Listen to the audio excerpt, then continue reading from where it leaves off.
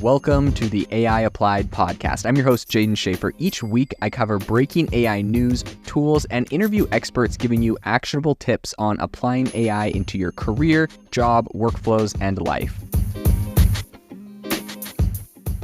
Make sure that you go to aibox.ai, link in the show notes, to join the waitlist for our new AI platform. We're going to be launching an incredible platform that allows you to build anything you want with workflows in AI. So you're able to chain together ChatGPT and image generators and audio generators to make really powerful apps for your organization, or you can host them on our marketplace and actually generate royalties from them. So make sure to go to aibox.ai and join the waitlist. In addition, if you like the podcast, if you could do me a massive favor and please leave us a review on Apple or Spotify or wherever you listen to your podcast. This helps me be able to get better guests on here as they check the reviews to see how you guys are liking it. So if you could please do that, I would really appreciate it. Today on the podcast, we are going to be talking about the cost of training ChatGPT, how much OpenAI is spending on their entire company, how much they historically have spent, and what is happening in the future. We're going to go over some of the costs, financial, time, and one you probably didn't think about, water.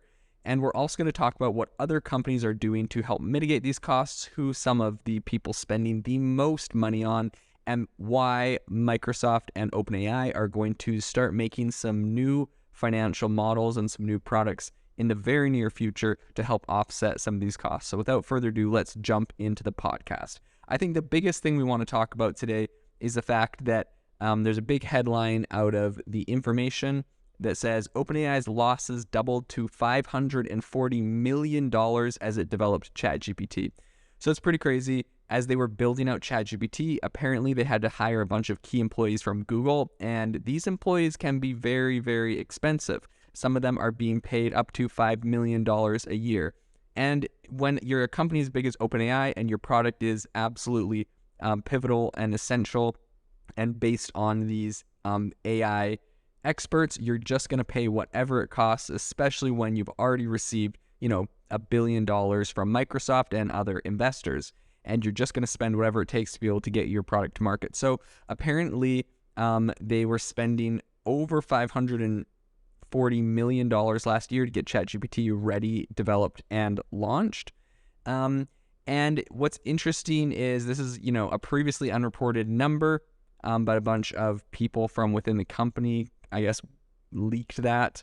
And it's really, a lot of this goes into just the steep costs of training these machine learning models.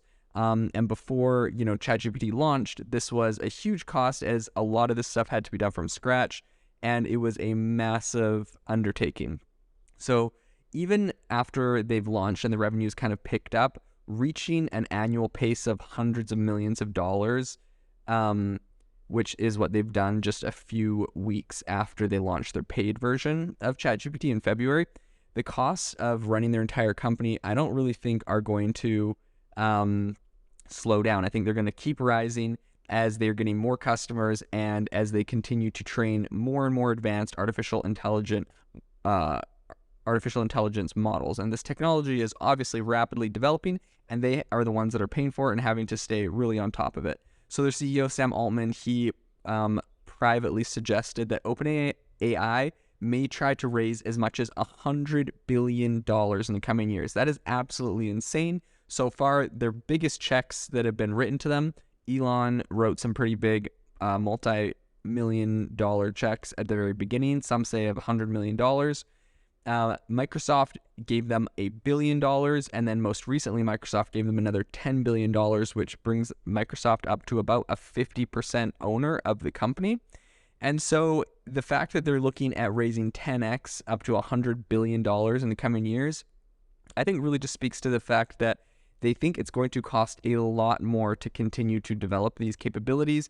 As you can see, they need to spend a lot of money on image. They have DALL-E 2, but it's getting, pretty soundly beaten by Midjourney at the moment.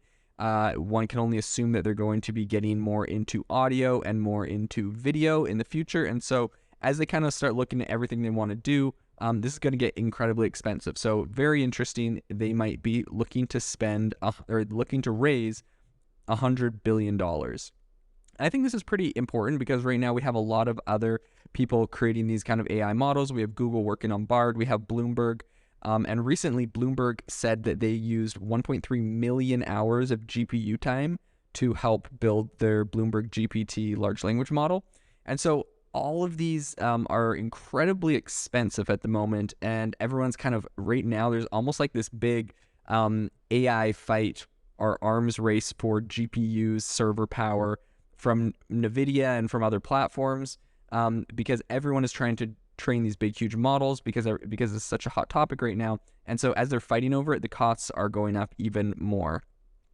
I think in addition, another cost that we really have to factor into all of this on top of just the training and the talent that ChatGPT historically and OpenAI historically spent is the fact that people trying to train new models are going to have to start spending more on the data.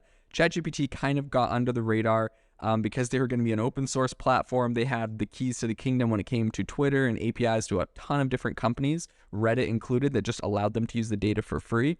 And now that everyone is starting to monetize these platforms, companies like Stack Overflow and Reddit have both said that if you would like to use their data, you have to now pay them. So ChatGPT may have gotten in at a time when they were getting this kind of content on the cheap, and it's left to be said if companies are going to retroactively make OpenAI pay for some of the data that they previously trained on.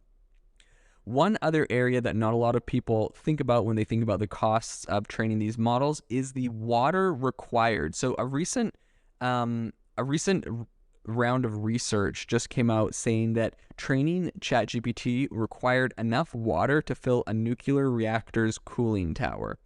I think it's really important to know that in this new research, they said that GPT-3 alone, so that's before GPT 3.5 and GPT-4, consumed about 185,000 gallons or 700,000 liters of water.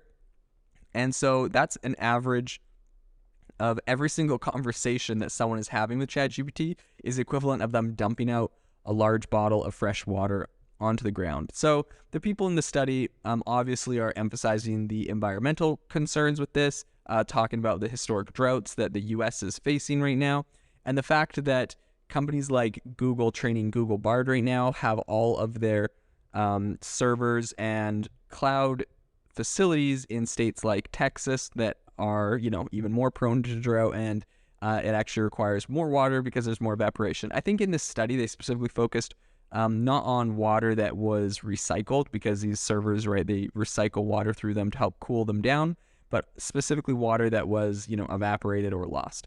And while I do think it is important to look at, especially when we're looking at droughts and, cycling or using water from local rivers and streams, I do think that this is probably less of an issue than, nuclear waste, as this article title alludes, as they're bringing in nuclear reactors, to try and make it seem really radioactive and scary. I mean, this is water. It evaporates. I don't know what else to say about it. I think we're all going to survive, although it is an interesting thing to keep an eye on as, more and more AI models come out and they all need more water to make sure that, we're using that and scaling that in a responsible manner. Now, all this to say, there are a ton of costs, right? We have the costs of the employees, the costs of training, the costs of now your data, and the cost of your water, I guess. And finally, the final thing that I wanted to talk about is the fact that OpenAI and Microsoft are now implementing new ways to recoup some of these costs they're spending, new product lines. And one of the biggest ones that is happening right now is that Microsoft may begin to offer private ChatGPT to businesses. As you know, a number of different businesses have banned their employees from using ChatGPT. Most recently, Samsung had a bunch of employees who leaked confidential company information and source code to ChatGPT. And when I say leaked, I'm assuming they were developers who are saying they're pasting code in and saying, hey, based off this code, what can I do, blah, blah, blah. Because I have developers for my companies that do that. And I know a lot of different people that are getting development advice and code advice from ChatGPT. And so this happened at Samsung. They banned all of their employees from using these AI models. And they said they're going to work on some internal tools, which I don't know how good they will be, but that's what their plan is. So because of that, companies, Microsoft specifically, and in Microsoft's, because they invested $10 billion into OpenAI, they got a special deal where they're allowed to resell OpenAI's products. And so you see that with Bing, and you see that with a lot of their other products are incorporating it. But specifically, they're literally allowed to resell ChatGPT to companies privately. So a company would be able to go and buy a special version of ChatGPT on exclusive servers that are completely cut off. None of the data that goes into it will ever be used for anything. It's all on the company's specific account, and it won't ever be incorporated into any future training data. Now, the fact that they're doing this also makes you think that what you're currently telling ChatGPT, if you're not on this plan, is being used for the training data, but that's another conversation.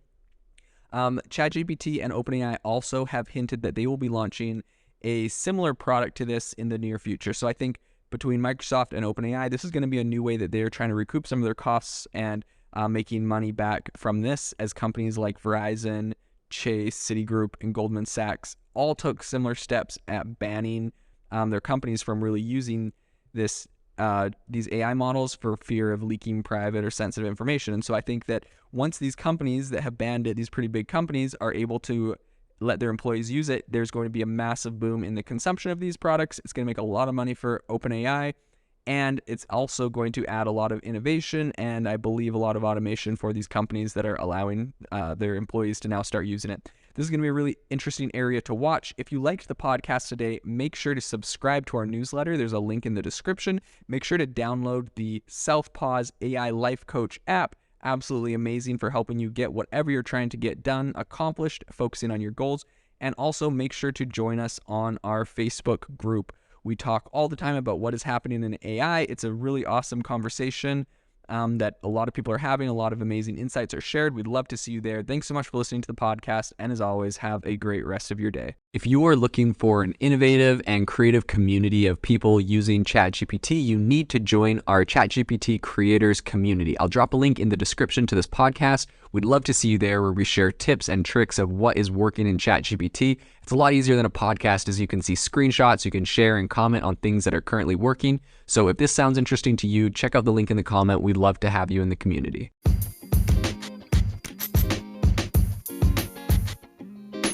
Thank you for tuning in to the AI Applied podcast. Make sure to rate this wherever you listen to your podcasts, and have a fantastic rest of your day.